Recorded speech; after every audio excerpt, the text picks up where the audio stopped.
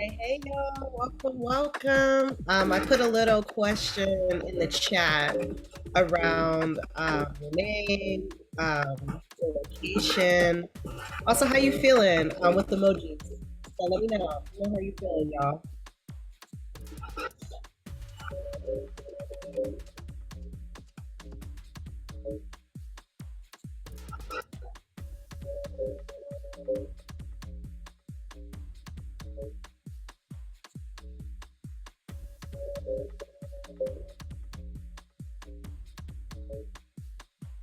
Oh, it says chat is disabled. Okay, let me put this.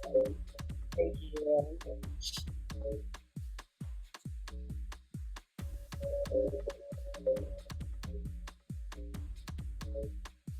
Okay, see if you can chat now.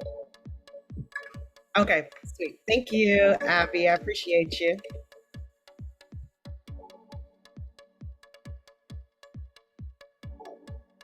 Put that back in there. So yeah, let me know. Put your name, your pronouns, location, how you feeling with emojis. How are you? I took a nap, so I'm feeling really, really energized.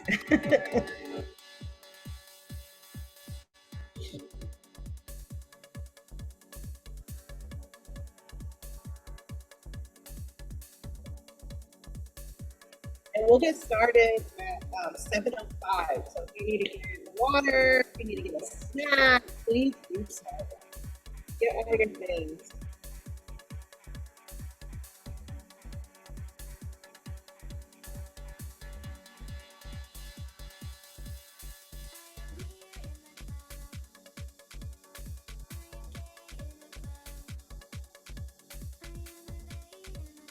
Yes. Okay, you got an event coming up. I love it. I love it.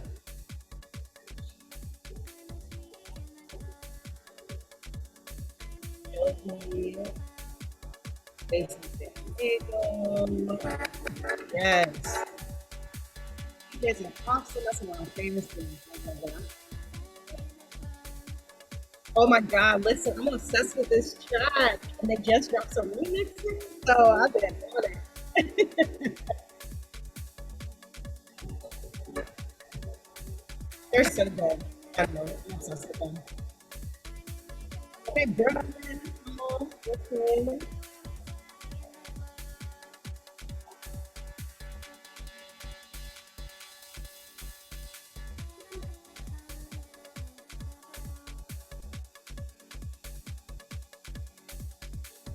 Did you need something?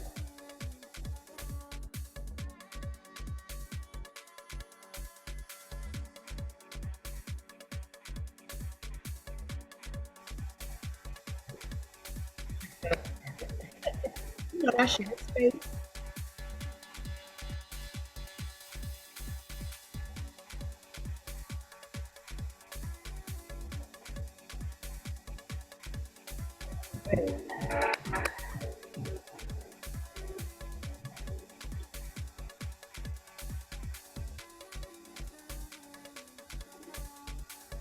And because it's going to be such a small group, I'm probably going to allow y'all to take a webinar group. Yeah, we can have like a conversation. So I'm going to allow that in a minute.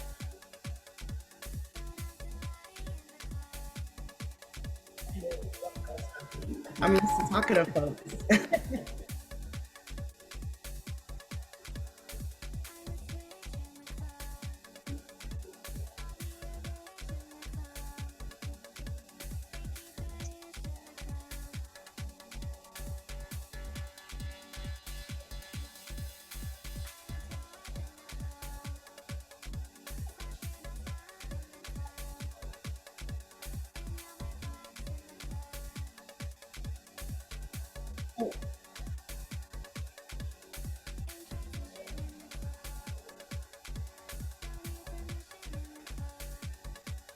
Okay, thank you, friend. Okay, so what I said was I'm kind of what I'm doing is taking y'all off of kind of webinar mode so that we can be in conversation with each other because we're kind of a small group.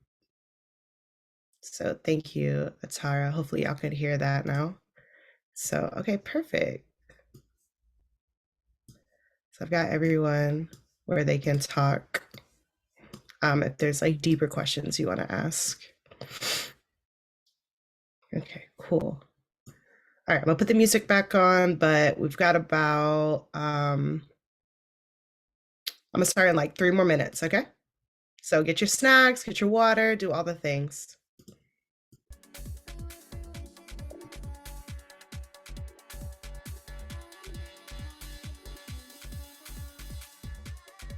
Okay.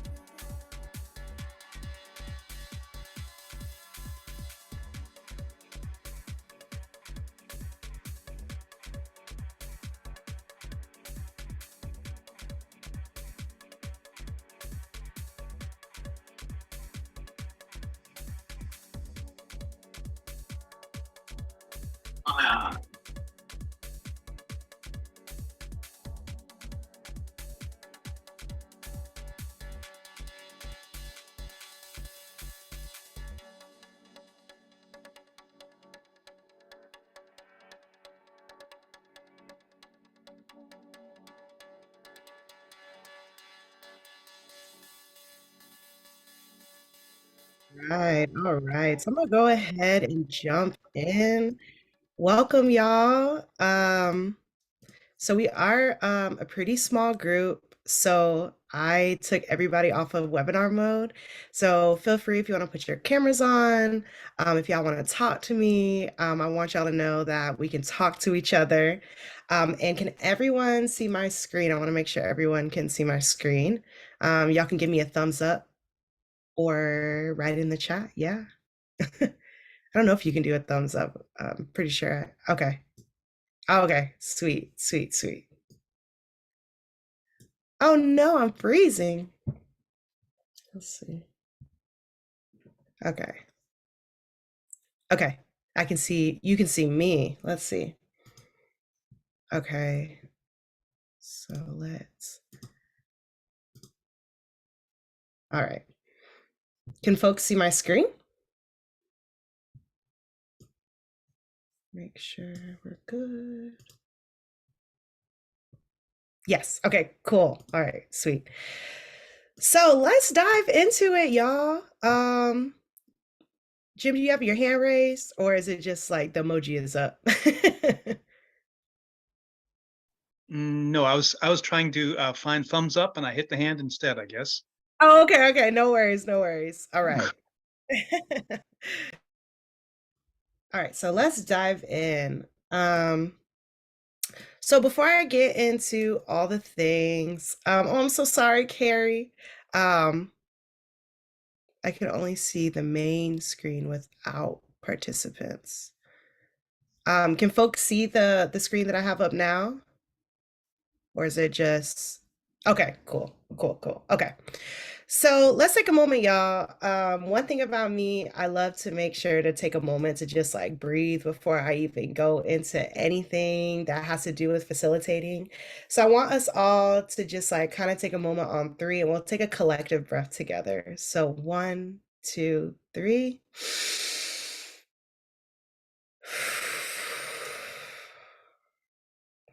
I don't know about y'all. I know that the days can just like go on and on and on, and we can just like not take moments to pause. And for me, I think that's something that's super important with anything that I do.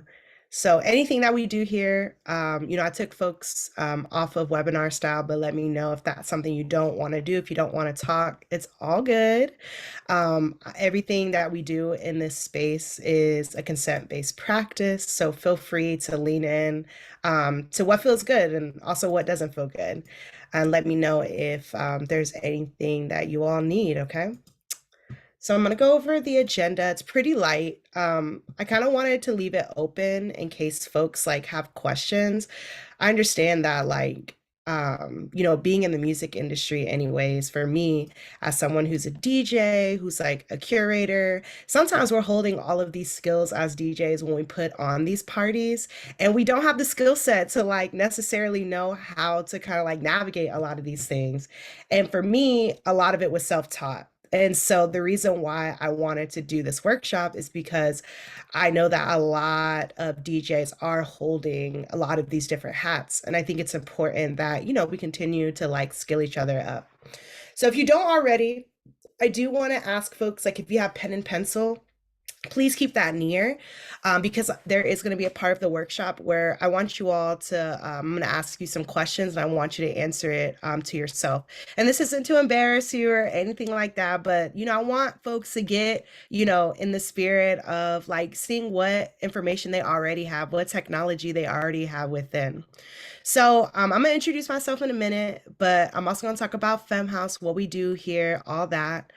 Getting into the workshop, I kind of want to give you all a framework of some of the things that I use because this helps guide me through how I go into setting up space, whether that is dance parties or when I facilitate for FEMME House, some of the things that I do, thinking about disability justice and how that can show up in our work. And also everyone's favorite thing, conflict. Because at parties, it does happen, things come up. So thinking about how we do that. And then I am going to leave you all with a resource sheet of some of my favorite organizations that I learned from, some things that helped me do this workshop as well. Okay. And also want to do just a technology update. So down at the bottom, there is a Q&A section. So if you do have a specific question, let's say I'm on a slide, can everyone see the Q&A button? You can say yes or thumbs up. So the Q&A button is right next to the chat. So feel free if you have a question throughout any part of the workshop, go ahead and ask it. Nothing's off limits. This is a safe space. I'm gonna, set the space. And yeah, let's just make sure that we're, transparent about like whatever questions you have. Feel free to throw them in there. Okay. All right. So just a quick thing about FEMME House. The way that I like to think about FEMME House is kind of like in three areas. We are a 501(c) nonprofit that, provides spaces for women, gender expansive folks, kind of getting that behind the scene, of music. And so outside of like workshops, we do a lot of like activations where we go into festivals, we make all queer and femme, sometimes queer. We just did LA Pride, but femme lineups, gender expansive lineups, and giving folks opportunities to be able to have like some like really dope ways to be in the music industry and be a part of it. And then also through education. So what we're doing now, every single month we hold at least 2 to 3 education pieces, whether that's online or in person. So please feel free to tap into our work outside. We also do stuff on radio on Sirius XM every Friday. We have a radio show. And so we're doing a lot of stuff here at FEMME House. And so just make sure, listening with eyes closed because of it. Oh, I'm so sorry. Sorry you have a headache. Oh, let me make sure there's closed captionings too, in case folks need that. Okay. So closed captions are on too, so if you need that as well. But yeah, so sorry about your headache. But yeah, so those are some things that we do here at FEMME House. And so getting into me, some of the things that I do, so at FEMME House, I am the executive assistant, over community and culture. So doing a lot of like being in community with you all, supporting with like logistics. I do DJ as well. Some of the favorite things that I love to DJ, I love house music. My dad's from Chicago. I love to play drum and bass. I love reggaeton, bachata. I'm half Mexican. So Spanish music is like something that's really big for me. Dance hall, I love it all, to be honest. It's something that is like super passionate about me, is that like I love to mix and match like a lot of genres. Um, Outside of DJing, I also facilitate. I love to curate space. I also write. And I'm always in community here in Atlanta, where I'm currently located, or also so-called Atlanta, Muskogee Creek Nation. Um, and the biggest thing that I love to say is that drag queens taught me how to DJ. A lot of where my first foundations, a lot of like where I learned how to DJ was by being around drag queens and running drag shows. And so that's like a little fun fact about me and some of the work that I do. And again, in the chat for folks that just joined us, I am taking this off of webinar mode and allowing y'all to talk to me because I love talking to people. And so this is an open space. So feel free, like I said, to, you can put your videos on if you want to, and y'all can ask me stuff in real time because that is something that's super important to me. So if you want to talk, like I said, you are able to now. So, since we are moving in a space of like moving from webinar style, something that is really important for me is to always make sure that we have group agreements while we're in this space. This is a co-learning space, y'all. So, feel free if y'all have something you want to say while we're here. I'm learning from y'all just as much as y'all are learning from me. We're sitting Pride Month, but Pride is all day, every day. So no homophobia, no transphobia, xenophobia, no racism, none of that. While we're in this space, I want folks to be open to new ideas. This is a new skill that we're learning, right? And we're flexing some things that maybe we haven't learned before, or maybe that is new to you all. And I'm okay with that. I want us to be in like struggle together while we kind of move through some of this work. And make sure to take care of yourself, listen to your needs. If you need some water, someone said that they turned the sound off so that they can listen or watch closed captioning. Feel free to take care of yourself. Meet yourself with compassion too as we go through this. This work is hard, putting on events, making sure we're taking care of mass amounts of people. And we know the world is the world right now. So just make sure to meet yourself with compassion as we do this. And is there anything else maybe that anyone wants to add to this, or does this all feel good? If it feels good, put a thumbs up in the chat or put a thumbs up emoji. So whatever feels good for you all. If this feels good, cool. Thank you, Carrie. See some thumbs up. Agreed. Cool. Sweet, sweet, sweet. Someone said good. I love that. Okay, cool. So diving into it, hold on one second. So sorry, y'all. My phone's on mute. Okay. So these are kind of my takeaways, and I hope that you all can learn in this space while we're moving through it. A lot of the work that I do is focused on Black feminist frameworks. And, framework is exactly what it is. It's just like a way to support, a lens to kind of look through. And also disability justice is something that, I'm striving to incorporate into my work more and more. No one's perfect. I'm definitely not perfect. I'm still learning every single day. And also what transformative justice frameworks look like. I hope that walking away from this, you can have some tool sets, just some like tools, some hammers and things like that on, how to create a safe and inclusive dance environment and what that looks like. A lot of this workshop is going to be led by it's going to be led by questions. And these questions, we can talk about them out loud or to just kind of like keep for yourself. Because I think a lot of what helps when creating a safe dance space is to kind of think about, okay, what is it that I already have and what can I do with what I have? Okay. And so this is a part of the workshop. Again, if you have paper and pencil, I want you all to pull that near because these are some things that I want to talk about. And so we can do these out loud too. But let's get into some framework. So I'd love to hear any voices if folks want to answer these questions. The first one is, how do people define safe space? So if anyone wants to come off mute and wants to throw a stab at it, there's no right or wrong answers. We're learning together.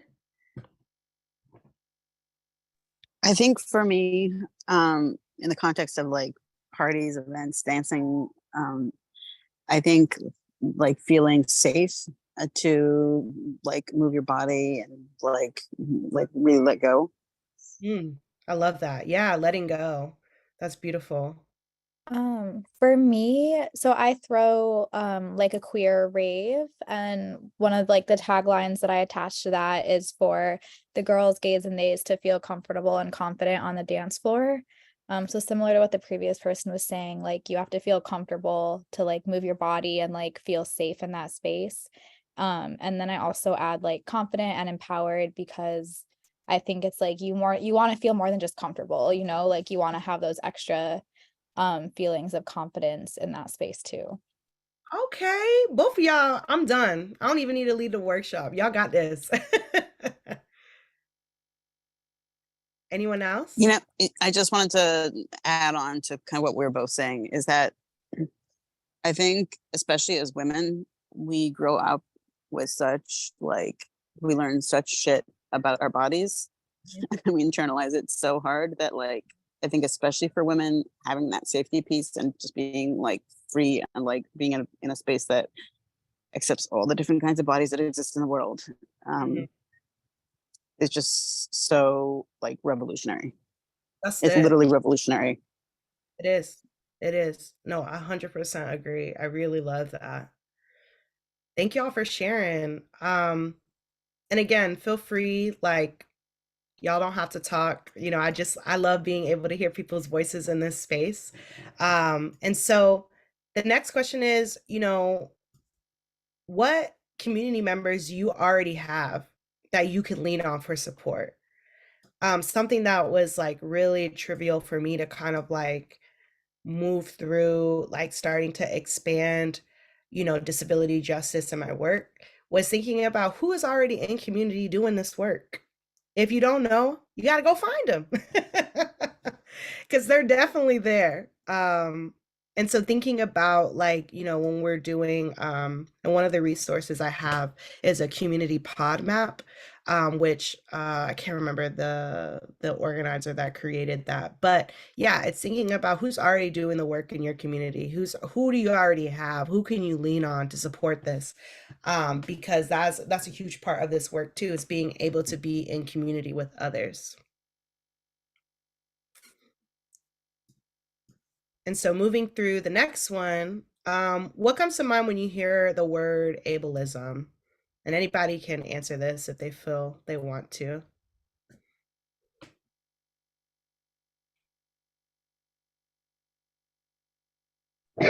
I know that it generally refers to people that are like either able-bodied or not able-bodied, but I think in the broader sense, like you could even use it in terms of like being less or more privileged. Yeah, I love that. I love that.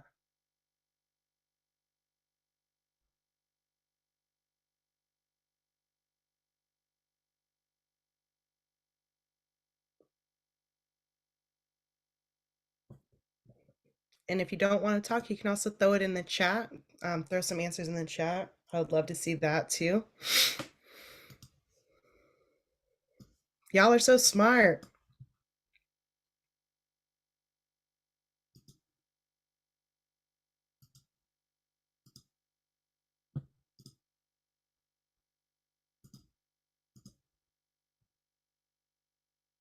Right.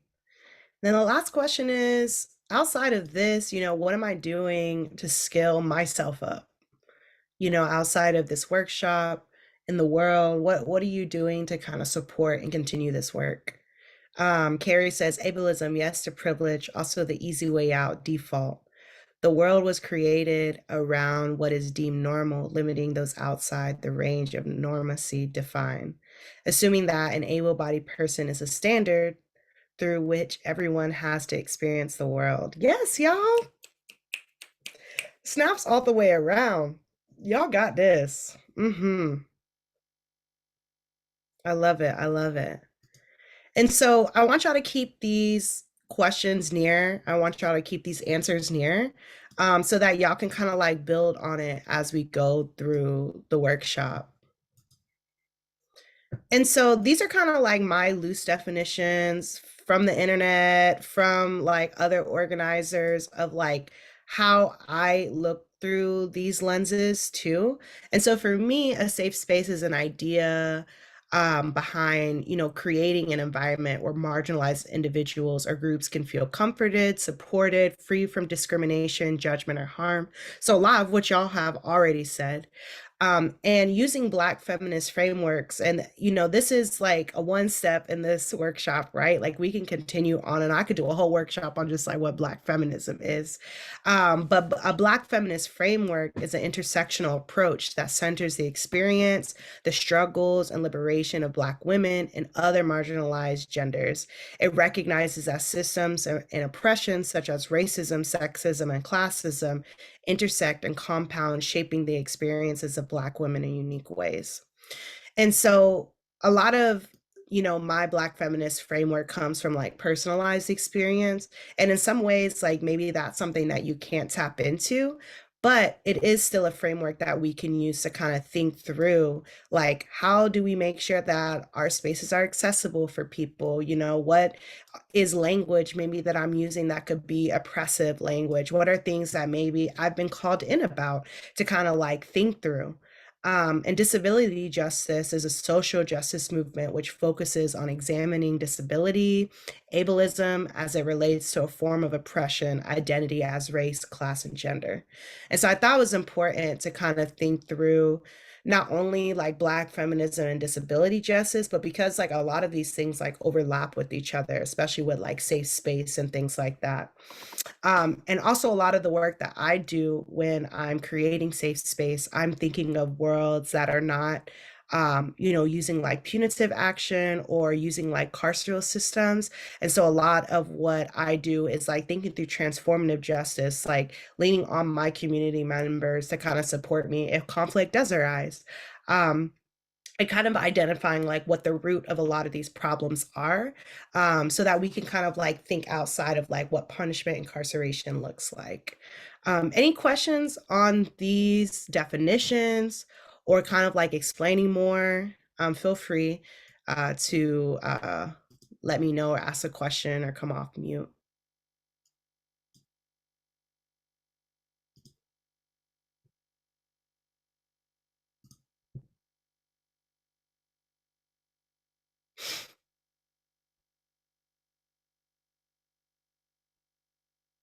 Okay, cool. So I'm going to move us along. So disability justice. And so I think the main thing, so many of y'all already like tapped into it, is just like understanding that, all bodies are unique, and essential. Bodies have strengths, bodies have weaknesses, we're powerful despite any of those things. And our bodies are not, confined by ability, race, gender, sexuality, class, nation state, all that. And so I think when we start to use like some of these frameworks to kind of support us, it helps us think like, okay, so not only is this building able for folks to come in and out, but even like how is our messaging coming across so that people know that this space is accessible? Like, did you tell people like, is there a ramp? There's rocks on the ground, there's an elevator. Like some of those things are what, for folks that I know that are living in shares, those are things that they need to know, and it's something that like a lot of businesses do not put on their website. So they kind of have to like scramble to see. And so a lot of the times what I started to do, and I'll show examples of it with my dance parties, is kind of like let people know what the accessibility space is. Like, is there a ramp? Is there smooth ground? Is there like raised elevation? Is there seating? Is there water available? Is there food? And so just kind of like thinking about those things when you're organizing and just letting your people know that those spaces are available or that the building is like holding those certain things, because a lot of people don't have that knowledge beforehand. And so again, who are your people? If this is something that is not your work, we're leaning onto folks about like what your needs are when it comes to doing parties. And a lot of like what I did, if I didn't have like the money, sometimes I would trade services with my community members on like what I have, like whether that is like being able to like support them in an event, like maybe you trade my DJing services for, something X, Y, and Z, or like up, how you say, like advertising their business, on socials, whatever. And also thinking about the accessibility for coming to the event. That was something that was really hard for me too. When I started to DJ in the club, I realized that, like, yeah, a lot of my friends couldn't come to the club because they couldn't afford it. And so when I moved my events from being just like a standard rate to sliding scale, this was a graphic that I used to kind of explain, like, what is sliding scale? How do I, do this? And I think something that was like really revolutionary that I thought was so dope that I didn't even really say or just like even like advertise, but a lot of the folks that were able to come, and this is obviously pre-pandemic, they were able to put in more money so that other people would come for folks that didn't have the money to come. So sliding scale is like kind of paying like what you can.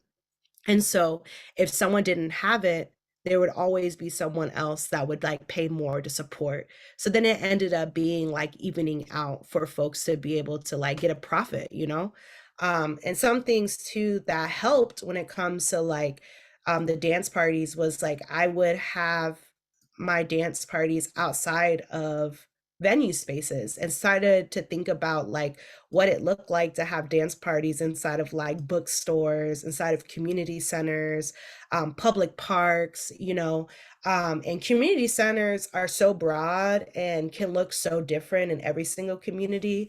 One of my homes for my dance party, Duval folks, was a warehouse space that was like for just artists. And I got really cool with the event owner. She let me use that space for free. So then every single thing that I made was for profit. And so I think it's really important again to just like paying attention to your location, getting into that community to kind of see what other spaces are available for me outside of a venue. Um, how do you ensure good sound quality outside of the clubs? Thank you, Atar. That's such a great question. So for me, because my party's been going on for like the last couple of years, I have built those community members in that have the sound equipment to like kind of come through. So, and also invested in some of that stuff too when it comes to the sound quality. So making sure that you have a good mixer, making sure that you have monitors. Sometimes too, I went to a space in New York where, it was like in a warehouse and like the speakers were in there, but the acoustics were just like terrible because the sound just ended up going all over the place. But sometimes too, it's not even about that. It's just about like, how are your people being taken care of? And like, is it a fun time? Sometimes I feel like we can get caught up on the nitty gritty of stuff. And sometimes it's just about like making sure that your community is safe and just like having fun, because raves didn't start by just being in the club. It was in the underground first, right? And so, but just to answer your question, yeah, I do kind of like build that into my budget around making sure to have that quality sound, making sure to have those mixers, those monitors, and things like that.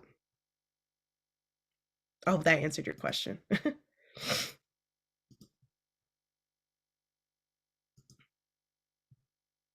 So yeah, moving along, here are some examples of some of my parties and some flyers that I use to kind of explain. I can also send these so they can be a little bit bigger. I was trying to give like more examples, but basically some things that I really started to think about when I started to advertise the parties was like thinking about like accessibility updates that I told you all about. On this middle flyer at the bottom, it has, information about like the ramp situation that I was telling y'all about, where people can enter and exit. Um, Around the the first flyer, the accessibility notes, that's where I really got into the nitty gritty about like you know, where the dance floor is, there's grass on the ground, the event space has like two wheelchair entrances. There's a parking lot where the handicap parking is. And also, I try to make sure that there's also Zoom rooms available for like our folks that maybe are not able to like be with us in person. Sometimes that is able to happen, sometimes it's not, just depending on like how good the Wi-Fi is in the area. But then also I made sure to like have folks know that the like in Jacksonville, where I'm from originally, what the 24-hour hotlines are for the Women's Center. Um, a lot of the times I do invite the Women's Center, Planned Parenthood, or any other folks to kind of come table so that they can have, those resources, whether that is like condoms or like sex education or just like knowing what is available in community. And when I started to do that, like so many people didn't even know that we had like these certain organizations that were there. And a lot of the times they, want to be in those spaces because that's where they can like, support their community and things like that. Thank you, Kia. Yeah, it's so cool. And then Chow ended up getting a sponsorship out of that. Okay. So I think that's also something that's really cool, is just like when you work with these organizations, sometimes they do have coin to give you. So Atara, you can buy that sound system that you need, you know? And I think that's something that was like really cool, especially like youth centers, thinking about inviting youth centers or any other community members to the organization that you want to skill up in. Um, I'm for real though, child. They sponsored me, okay?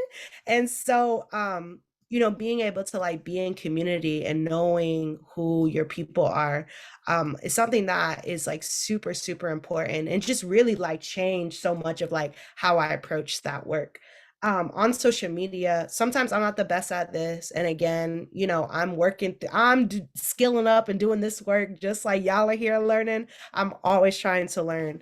On social media, there is alt text that you can do to kind of explain what your graphics are and like what you're doing and kind of talk through more about what's going on, especially for folks who are like visually impaired, talking about colors and like, who's in the photo, what they're doing. That can be super helpful for folks, just so they can kind of know like what is like happening like with your event and what's going on. And language is huge when it comes to like doing a lot of these moving through a lot of these like frameworks too. It's just kind of like catching ourselves, when we're using like language, whether it's like, moving to like gender neutral language. A lot of people will be like, ladies and gentlemen, saying things like y'all or like everyone, when you're describing things, making sure we're not using like our bodies to kind of explain, because that can be, sometimes can be like super harmful in the ways that we like talk with each other. And also with a lot of these marketing things, paying attention to things like color, font sizes, making sure things are able and legible, so people know and people can be aware of like what your parties look like. So safety. So this was always a big question when I started to do a lot of this work, because for me, I'm someone who likes to imagine like what safety can look like outside of carceral space. And so I leaned on to a lot of like organizations, activists in my community to kind of support in being peace marshals. And some were like recognizable and some people were not, because we know, unfortunately, that we're living in a world right now where we have to keep us safe. We're the ones that are keeping us safe. The more that you can plan beforehand, the better. And so some of the things that I think about when I create a safety plan is just like making sure my marshals know, like, okay, where are the exits at? Like, who are we going to call if things escalate? Like, what is our plan for things? And a lot of that times that is like dealing with like water accessibility. And some of my parties, I'm someone who navigates sobriety. So sometimes I do have parties that don't have alcohol, sometimes I do. And when there is, it's just making sure like what does that bar safety look like? So does having a conversation with your venue, like when do things get cut off? Like when are things like, if you start noticing people are doing too much, like how can we get water? A lot of the times too is like, are there restaurants nearby? So getting people food, that can also help when it comes to like drinking and stuff.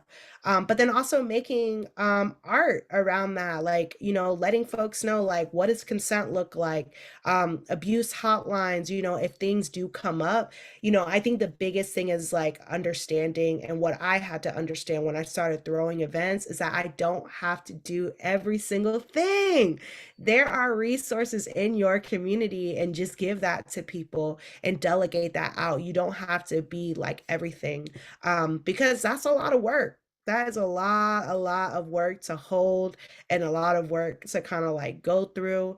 Um, and when I started doing a lot of these parties, I just started realizing that, like, yeah, this is a lot that is kind of coming up for me. And when I really leaned into just being like, okay, let me like kind of plan a little bit more. Let me make sure I know what the safety plan is, because folks are going to look to me. And so that just really helped like calm my own nerves, so that I was able to just be like, okay, so I'm going into this as an organizer, going to this as a DJ, and I understand like what I have to do. So I'm gonna pause right here. There's a couple more slides, but I just kind of want to check in. Are there any questions that are coming up for folks as we're navigating some of these things? So I already said a lot. Or want to comment further, I'm down to kind of like go through that too. Is this resonating with folks? I'll say as well.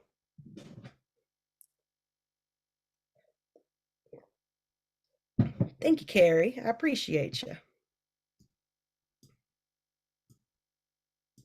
Okay. Yes, for sure.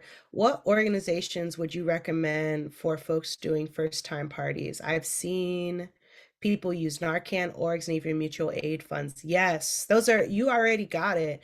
And also, if you already have those two in mind, asking them, do you have organizations that you recommend that could like come through,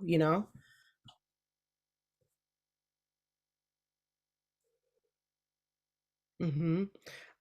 Also like maybe folks that outside of like mutual aid, there's also people that maybe could host like a clothing swap, or there's organizations that support with like period stuff. Those are also good things to think about. um Food Not Bombs is another really cool org that I know is like pretty national. They support with like bringing food to stuff. um who else?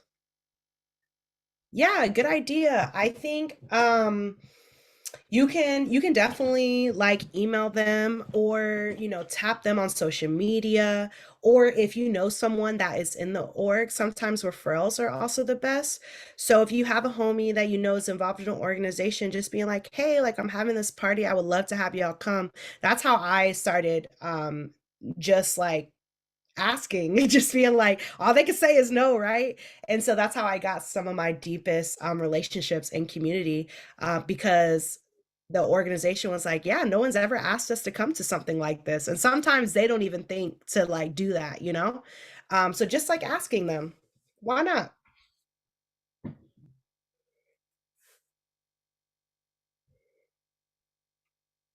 And it can be as simple as like, hey, if y'all want a table for a couple of hours, I have the space, come through. Um, and I'm sure they'll want to be there for sure. Cool. All right. So everyone's favorite thing, conflict. I know for me, when I started learning about conflict like deeper, when I started going through therapy, is realizing that like, oh, I'm conflict avoidant? Like what? Or no, I'm Yes, I'm conflict avoidant, and my conflict style is retreat. I retreat from conflict. And so yeah, conflict is hard. It's hard work, even interpersonally, and especially through a dance party where people are like, there's alcohol involved, there's drugs, there's like, it can be so many things that can come up in conflict. And I think it's just like first realizing that like you don't have to hold all of that, as like through all of the if anything, just like realizing you don't have to hold it all. I think I've said that like a million times, but seriously, conflict can be a lot in the dance party space. And I know for me, a lot of things that would come up, as folks have said earlier in the workshop, as people who are like femme or that are like women bodied, we can be or not women bodied, sorry, that's the wrong language. As folks who identify as like femme or woman or gender expansive, in a lot of ways, we can be more prone to violence. And so a lot of things can come up, and it's hard work. And it's something that I know that I deal with a lot, whether that's folks telling me like their abuser might be in space, or that, they're navigating, whatever is coming up, I'm trying to think through those things. And yeah, it can be hard to like kind of like hold that. And I think it's like being honest about what you can and cannot hold, right?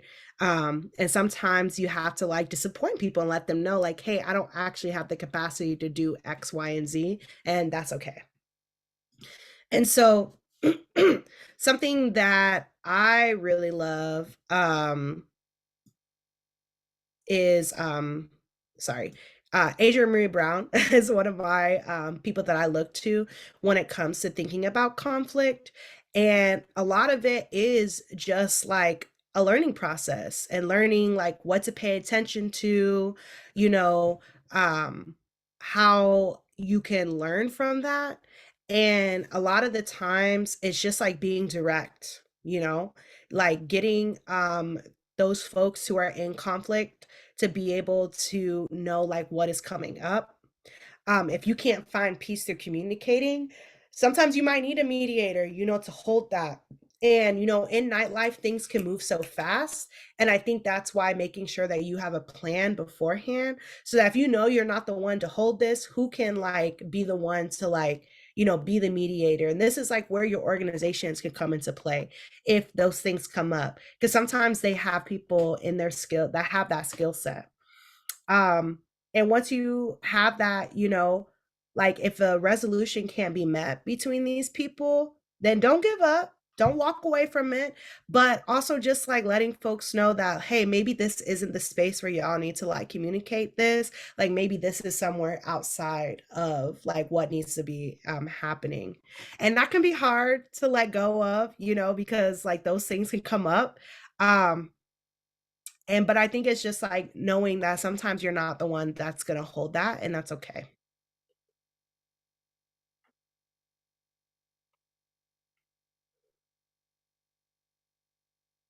Some folks are. A lot of it is grassroots, like not trained or like certified or anything like that. But in some ways you can get those folks, like those organizations, to kind of like support you through that. There are a lot of great, I in my resource page, there's a lot of things that I have in there to kind of support through that. Because yeah, I think it's just like having that plan, and I think mitigating like how that conflict can even come up, because a lot of the times it is like alcohol that kind of escalates a lot of those things. Making sure that we're having folks safe while we're there. And so yeah, I think that is like what helps do that, because a lot of the folks that I work with are like or like movement folks or like activists, things like that. Okay. All right. And so I'm going to give you all, like I said, these resources here. So I'll drop that in the chat. But that's pretty much all I have for tonight. And as far as like the presentation goes, but I kind of just want to open it up now. If folks want to ask like deeper questions or kind of like think through some more of this stuff, I'm down to talk with you all. Um, Thank you so much, first of all, for all of this information and like starting this conversation. I definitely do have a question I would love to just like hear your thoughts about and how you might handle something like this. It's kind of two in one.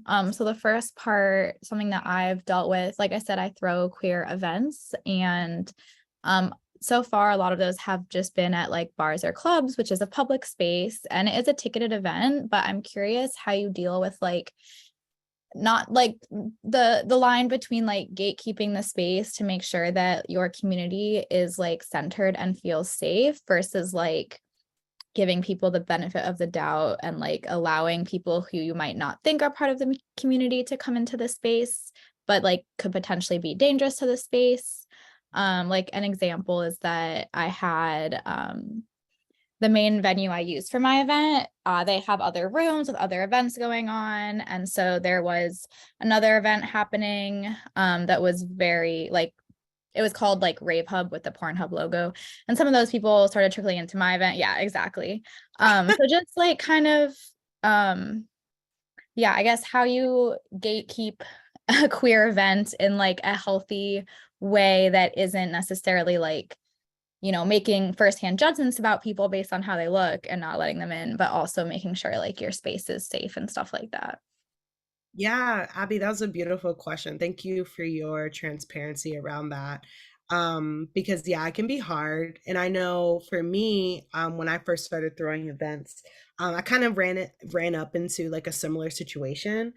And so for me, what was like good for me to do was to just like move my party, because like I realized that like a lot of the times we can't like control a lot of stuff, especially when it comes to like us using like certain establishments and things like that, unless you can have like, volunteer support through that, whether that is like, making sure that when people enter space they understand like, hey, like these are, and it can be something as simple as like, the person that's like running the door, hey, these are our group agreements, make sure you're aware of X, Y, and Z, and so if that's not able to, or seeing like what the bar can do to support that too, because sometimes they are willing to be able to like, support you through that, whether that is like making sure you have extra security, or making sure that like, hey, are they cool with like you bringing in volunteers to kind of support with security if you notice like an uptick in that way. But I think also too is just like realizing that like sometimes it's out of your control in some ways, and that can be hard and frustrating to hear. And if it is, then just like maybe thinking about what alternatives can look like as far as like a dance space if you need to build relationships with another venue. Cool, thank you. Yeah, of course.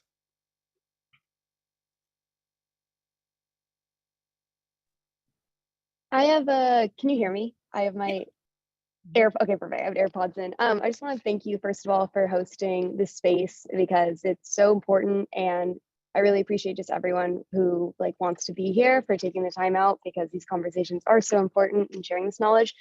Kind of on a more personal note, as far as like being a DJ and creative and an event curator, I know that a lot of creative people and artists suffer from imposter syndrome to a certain degree. And I know that's something that I have navigated individually in my DJing career, as well as curating events for underrepresented artists of all kinds. I always feel like as much as I do, there's always so much more work to be done. And I'm trying to find the balance between focusing on, yes, these things can improve, but these things are, you're doing great with this, and these things are going right. And there's just so much need in the community, and sometimes so little hands and support and like people behind bringing these ideas and safe spaces to life. So I guess like, how do you, like as an event curator and someone who's curating events for the greater good to represent community and bring community together, how do you kind of navigate that imposter syndrome, like if it exists, and how do you find balance in setting boundaries for your own well-being so you can still like flourish your creativity and take care of yourself while also kind of doing this really important work? Child, that was a beautiful question. So first of all, Yeah, I when it comes to imposter syndrome, which it's a word that I honestly try to move away from because it is rooted in a very like white supremacist framework. If folks don't know, like the way that we got the word imposter syndrome was because scientists did studies on like Black women working in like corporate America and trying and kind of basically making up this word of imposter syndrome, like maybe they feel like they don't belong here, don't want to be here. And so it's a made up thing, anyways. And so once I learned that, it kind of shifted everything that I felt about like what imposter syndrome was. And also, I'm someone who's very active in therapy. And so talking through my therapist about, through things and just like reminding myself of my worth and being like, no, G, like you actually put on these spaces, like you actually hold community, you do all like X, Y, and Z. And I have to remind myself that, excuse my French, but I'm a bad bitch, and I do this work. And so whether that is like making a list of like the stuff that you've done in the past, yes, Mickey. Whether that is like making a list of like, I put on this event, this event, this event, this event, these people like supported me. Um, I do a lot of like surveys to post my events. So I created like a Google form for my community to also speak back to me to be like, hey, like this is what I noticed at this party, or this was like really dope, or, and that's something that is ongoing. So my people know that they can always like fill that out to kind of let me know. And also like when I did that, I was a little nervous, but then I got such beautiful feedback and I was like, dang, like this is why I do this work. And so I turn when I'm in those dark moments, I turn to those things. I also like let my community know when I'm kind of going through it. That has been like super helpful, like finding like other DJs that you can talk to that are also curators, or finding other curators. And those folks really help me out too, because they kind of just remind me to take care of myself, whether that is like eating a snack or going outside or just stepping away. And so I think a lot of what I try to do is realize that it's not something that I can do by myself, ultimately. That's wonderful. Thank you so much. I really appreciate Of course, friend. Also, I'm a resource, so feel free to tap me, y'all. This is not the last time. Y'all can message me on Facebook or Instagram or whatever. I'm always around. Okay, Bass and Babes. Oh, yeah. Oh, Abby, I didn't know that was you. Okay. Bass and Babes. I know exactly what that is. I always see y'all on my Femme House because I run the Femme House socials. So so I know exactly what that is. That's so dope. You do great events. Of course, of course. And I'll put my socials up here too so folks can have that. Ooh.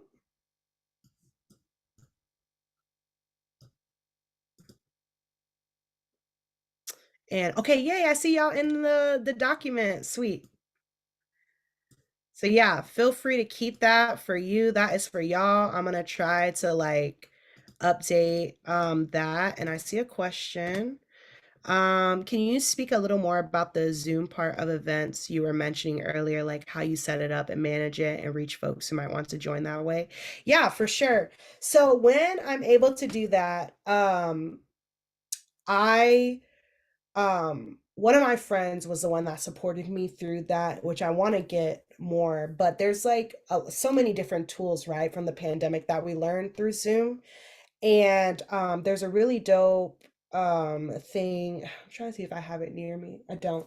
Called an iRig, which is like super cheap. It's like 15 bucks, 10 bucks on like Amazon or whatever. And that's something that you can put directly into your controller or into your soundboard. And so that folks that are online can hear that. And so what I would do is set someone as the organizer for the Zoom room. So then I didn't have to like hold that if things came up audio wise. having them someone at the party and then someone online to support through that, and it's just so people can like watch the party, you know, and like listen online, and then I would tell them like, hey, if you got some money to like tip, you know, like tip the DJs or tip the party or whatever. um and so yeah, oh yeah, y'all please feel free to plug yourself in the chat. I love that y'all are putting your Instagrams and stuff. But yeah, so I would have an organizer online. I have an organizer at the party, you know, supporting with like sound, audio stuff. And it was just like another way for people to like plug into the event if they're not able to like come in person, to be able to like connect. I don't know. I loved going to Zoom parties during the pandemic. I remember going to like Poppy Juice in New York. It was like 600 people like in a Zoom room. It was insane, but it was so much fun. And a lot of people who like maybe are not able to like come, you know, due to like, you know, um not neuro, that's not the word, neurodivergent, but immune system, things, it was like so folks were able to like connect with us, so it was really dope. Hopefully that answered your question.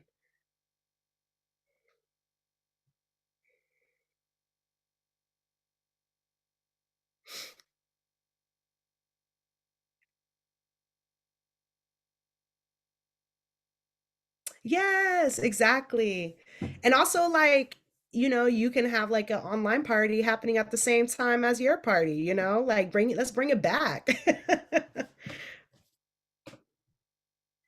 Immune compromise, that was the word I was looking for. Child, I took a nap before here, so I'm still a little sleepy from that.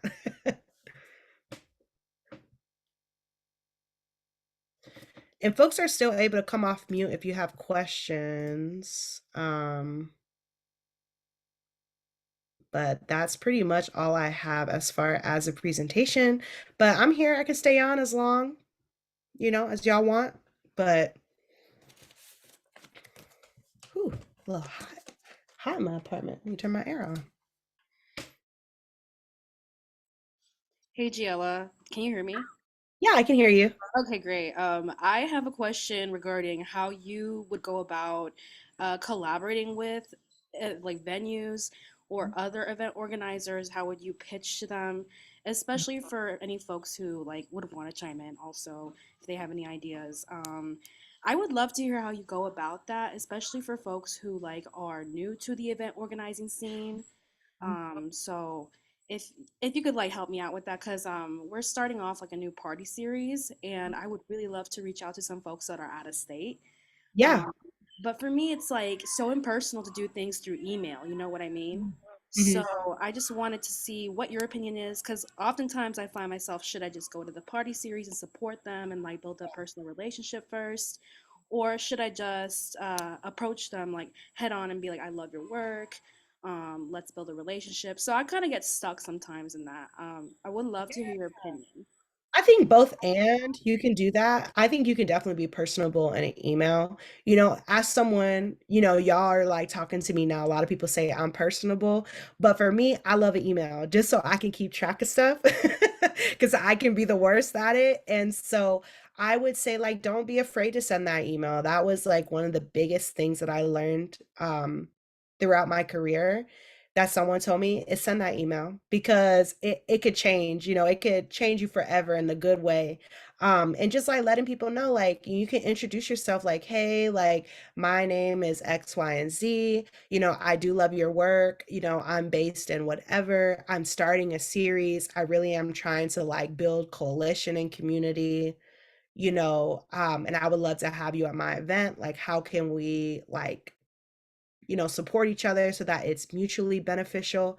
And I think that sometimes that can be it, because especially if you're reaching for brands that may be, you know, I don't know, like have a lot of clout, I guess. You know, some people can be like, okay, what are you trying to get out of me? You know, but if you're genuinely like trying to build community with folks, yeah, I would say go to the event, send an email or tap them on IG, and just let them know, be as transparent as possible. I think that can also help when it comes to collaborating with folks, is just being transparent about like where you're at and what you're thinking. And if that feels good for them, if they have capacity to do that, you know, sometimes some people don't have capacity. And so just like letting them know like what you need. Okay, thank you. I also have one more question about the peace. What did you call them again? I'm so sorry. Oh, Um, you're good. The peace marshals. the peace marshals. Thank you. How do you go about like acquiring people who are like willing to volunteer? Do you like send out a survey first, or do you get a couple of like friends who are like, yeah, I'll be your peace marshal?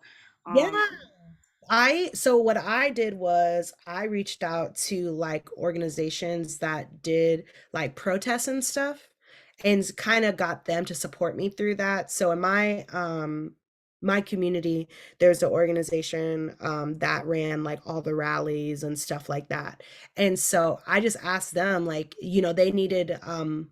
they needed funds for like to go somewhere. So I was like, yeah, I can throw you a percentage of funds if y'all can help me like be like peace marshals to kind of support um with like if things come up, security wise and things like that. And they were like, okay, bet. And so yeah, it was like really dope because then they brought like 10, 15 people that helped with that. And I didn't even have to worry about that. That was something that the organization like held. But I would definitely look up online. I think in one of those links, there's something around like what safety can look like at events. And so I think it's just like, having that mediation piece, knowing like if things escalate, what can be your next step. For me, I operate outside of, like I said, carceral space. So, just like trying to like make sure who can hold that piece, if things do escalate. But just like, yeah, having a plan and just like seeing what people is like within their capacity when they are peace marshals. Like, okay, if things pop off, like, are you the one to hold this or is this someone else? And just having people be as um honest as possible so that y'all can build that safety. okay, thank you so much. Yeah, Am I allowed to ask one more question? I don't yeah, want to. you can ask as many questions as you want. Oh my God. Okay, last question, I promise. Thank you so much. I know you do a lot of activism, especially like around Atlanta and like North Florida. I wanted to ask you, do you have any experience doing events that are specifically like fundraising events, or like just like the main reason that you're like acquiring funds is just to donate to a specific cause? Yeah. You do. Do you have any advice, or like how do you manage the logistics and the funds and like booking DJs for that, because this is like something that I really want to do, like from a very uh, specific justice framework Mhm. for the queer community, but I'm having kind of a difficulty deciding if I want to like approach the DJs in a specific manner. So I Mhm. kind of wanted to see what your take on it is, because since it is like a fundraising event, do we want to acquire as many funds as possible to like allocate for the organization, or can we go with the route that like DJs, maybe we can like waive the booking fee, or maybe we can discount a booking fee or something like that? And I'm personally having a hard time with that because I believe in paying my artists, I believe in paying my DJs, so I'm kind of like teetering between those two decisions. I wanted to hear what your opinion is, what your advice is, because I know that you do a lot of like events for like big causes that Mhm. matter. So yeah, I'd love to hear what you have to say. Yeah, I think you can ask I would, if I was you, I would first like ask the DJs like, hey, like in your community, like, does anyone have capacity to do, a fundraising event? And I think it's like also like seeing if it can be like during the daytime or if you can partner with the organ or a restaurant. Sometimes restaurants will like, allow you to do like $1 for like every beer or something like that. Also raffles, like trying to see like what businesses in your community that you can partner with that they can donate something and then you can raffle it. That can also be a way. Merch can also be a way if you do like special merch with an organization, selling those. Um, what else I'm thinking about? Also just like letting people know, like, hey, like our sales are gonna go to this. Like, if you have capacity to give a little more, whatever we make, maybe you do like 10% from overall sales can be from that if you want to pay DJs. But yeah, I think it's like kind of thinking through like other ways, whether, like I say, yeah, that's merch, raffles, at the door asking people to donate a little bit more. And then, yeah, you can ask DJs if they would donate their time. Sometimes they will, sometimes they won't. But then also thinking about maybe like having this as a day party or something, because I think where DJs could be hesitant is because it could take away from them, like maybe doing a paid gig over yours. So that could be real. So yeah, hopefully those are good tips. Yeah, thank you. I really appreciate it. Those were awesome. Thank you for taking your time out to do that. I really Course. Yeah, and tap appreciate me if you have more questions for sure. Of Of course. Thank you. I appreciate it. course.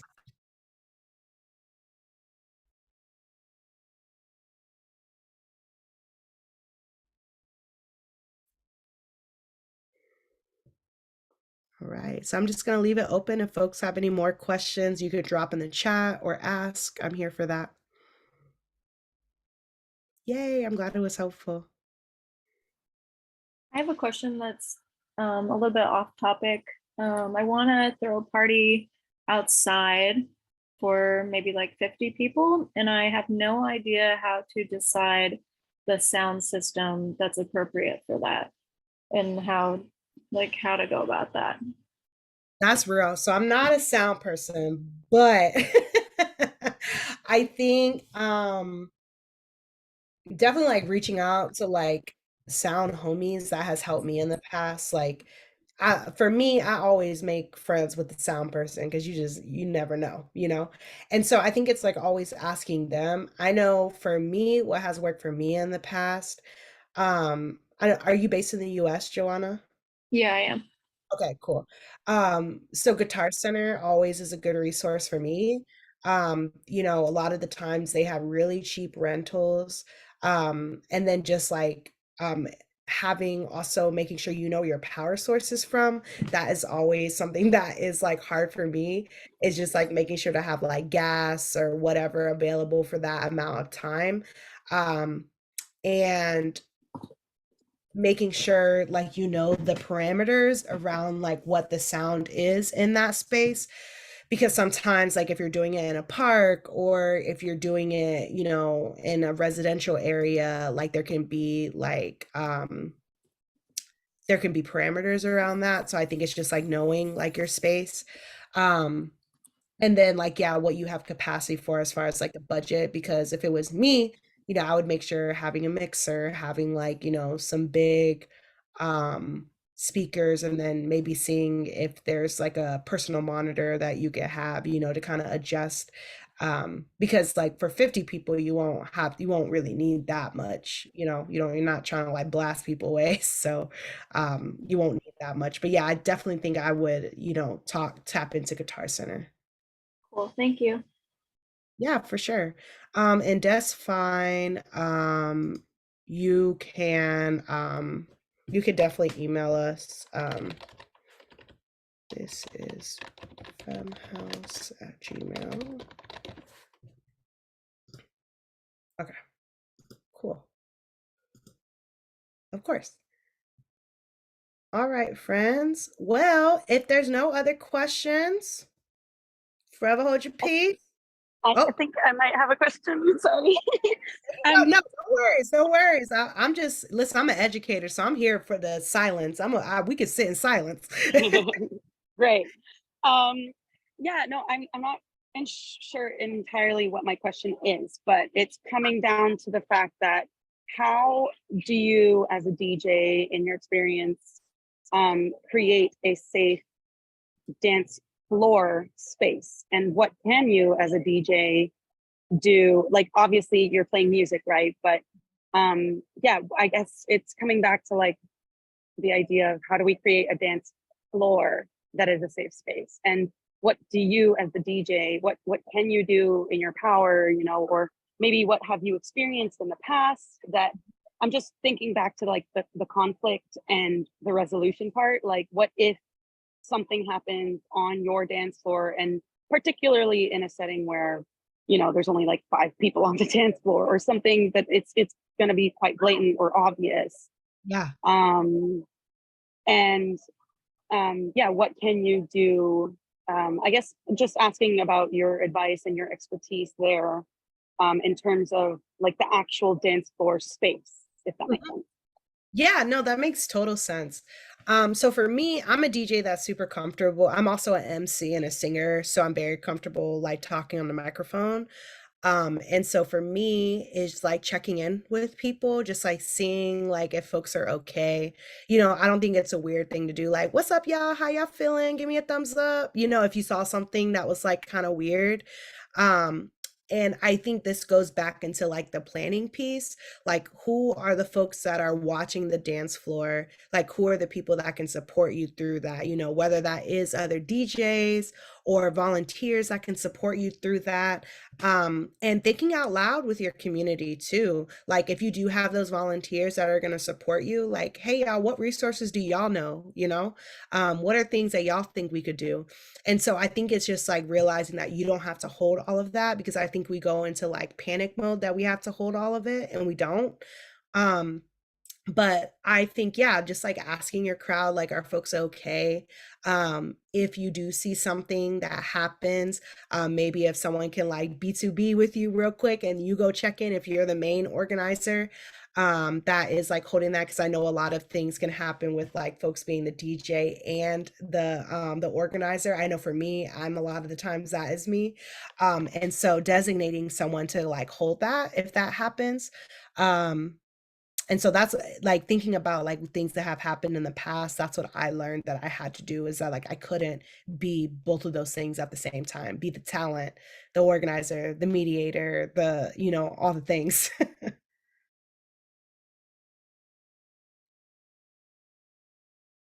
Yeah, absolutely. Thank you. Yeah. And someone said, is that Lady K from SD? Did you play a That July? is, yes. Someone That's knows you, crazy. Yes. Femme house. What's up? I love that. I love that. But yeah, I think it's just like the big takeaway from this is just like, yeah, knowing your community, knowing what resources you have. And if you don't have it, where can you go find it?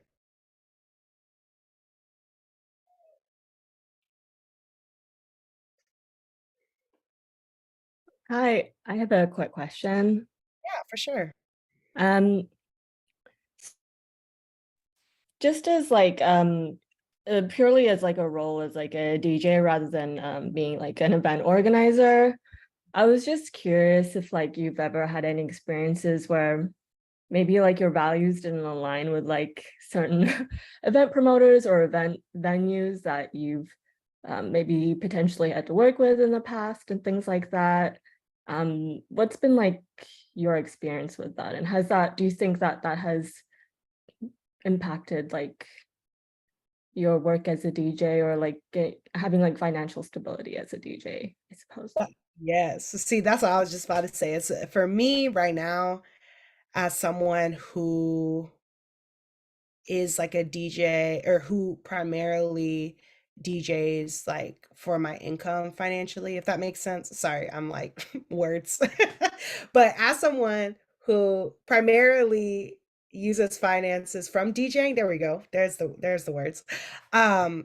Sometimes, yeah, it is hard because I do navigate that space of like, you know, sometimes taking a gig where it doesn't align with my values, not often, because thankfully I think I have built a lot of community, and a lot of people know what I offer, and like what I stand for, what I don't stand for. So I don't get too many gigs that are, not totally in alignment. But I think it's just like remembering that unfortunately, there's no ethical way to do anything, like as we live under capitalism, there's no ethical consumption. And so that's where I have to like turn to and be like, that's kind of like a theoretical way to think about it. But it's true, I can be as good as I can, but at the end of the day, I'm a Black Southern person that's got to pay their rent.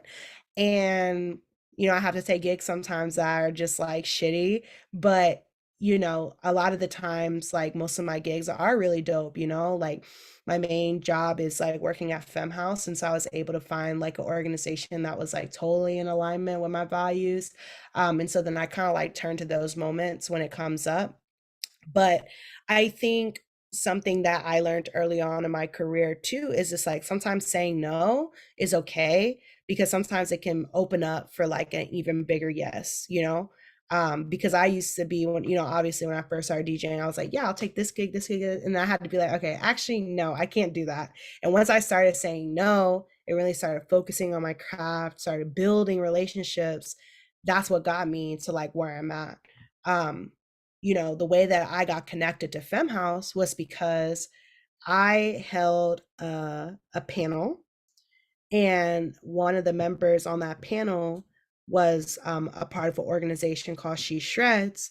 And then she had a partnership with Ableton and asked me to write a piece on FEMME House. And then that's how I got involved in FEMME House. And just by interviewing them for a piece. And in that interview, you know, I built those connections, and they were like, oh, with the LPGOP and with Lauren Spalding. And they were just like, oh, you need to be working for us, like, period. And a year later, or a year and a half later, here I am. So you never know, like sometimes taking the free gig could lead you to something even bigger, and building connections with people, you never know, you know, what it could lead you to. So yeah, Thank you so much. of course. All right. All right, my friends. Well, if there's no more questions, I'll stay on for like 2 more minutes. But thank y'all. I hope y'all have a great night. And I really appreciate y'all coming through. Feel free to tap into FEMME House and all the work that we're doing. And I hope y'all have a great night. Thank you. Thank you. Thank you. Have a Thank you. Yay.